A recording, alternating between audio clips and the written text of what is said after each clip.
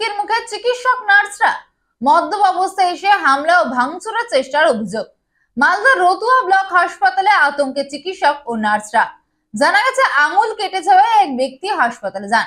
সেই সময় সুতো না থাকায় পেশেন্ট পরিবারকে সুতো কিনে আনতে বলা হয়। তারা কিনে আনলে তারপর আঙুলের ক্ষত সেলাই করা হয়। পরে একদল লোকজন মদ্যপ অবস্থায় এসে হুমকি দিতে শুরু করে বলে অভিযোগ। তারা নাকি টেবিল চাপড়ে হুমকি দেয়। রতুয়া থানার পুলিশ এসে পরিস্থিতি নিয়ন্ত্রণ করে। এই ঘটনায় দুজনকে আটক করা হয়েছে বলে পুলিশ সূত্রে খবর।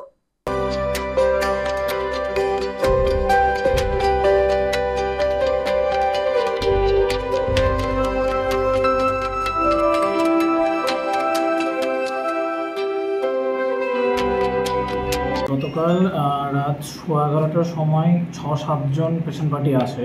তাদের একজনের হলো গিয়ে ডানা বাম হাতে মাঝের আঙুলটা কাটা ছিল 2 সেন্টিমিটার মতো।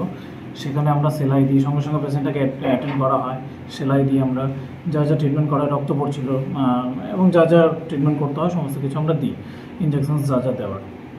এরপরে পুরো প্রসেসটাতে সমস্ত কিছু আমাদের হসপিটালে অ্যাভেলেবল থাকলেও যে সেলাই করার সুতোটা হয় সেটা আমাদের কাছে ছিল না, সেটা আমরা কিনতে পাঠাই। তারা কিনে আনে, সেলাই দেওয়া হয় পুরোটাতেই। এবং যখন সমস্ত কিছু কমপ্লিট হয়ে যায় তখন তারা একটা অভিযোগ জানাতে শুরু করে যে হলো কি সুতোটা কেন কিনে আনতে হচ্ছে, কেন হাসপাতালে নেই। এবং এই পুরো প্রসেসটাতে তারা হলো মদ্যপ অবস্থায় ছিল, মুখ দিয়ে মদের গন্ধ বেরোচ্ছে। তারা তারপরে রীতিমতো চেঁচামেচি শুরু করে, টেবিল থাপানো শুরু করে, বাজে কথাবার্তা, এটা ওটা, দিদিদের ওপর চিৎকার, সমস্ত কিছু শুরু করে। দিয়ে আমরা সঙ্গে সঙ্গে হলোকে থানায় ফোন করি। থানা থেকে এসআই বাবু সঙ্গে সঙ্গে কিছুক্ষণের মধ্যেই আসেন এবং পুরো ব্যাপারটাতেই তাদেরকে নিয়ে যান। থানা থেকে ভালো পজিটিভ রিভিউ আমরা পেয়েছি।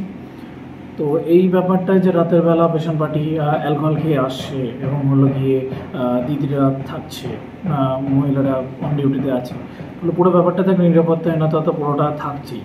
অ্যালকোহলিক পেশেন্টরা মাঝে মাঝে এরকম, এটা হামেশাই মাঝে মাঝে হতে থাকে, তাহলে পুরো ব্যাপারটা খুব উদ্বেগের। আচ্ছা, বটেই রাতের বেলা, দিনের বেলা যেমন আমাদের প্রচুর স্টাফ থাকলেও রাতের বেলা প্রায় শুনশান এরকম পরিস্থিতি।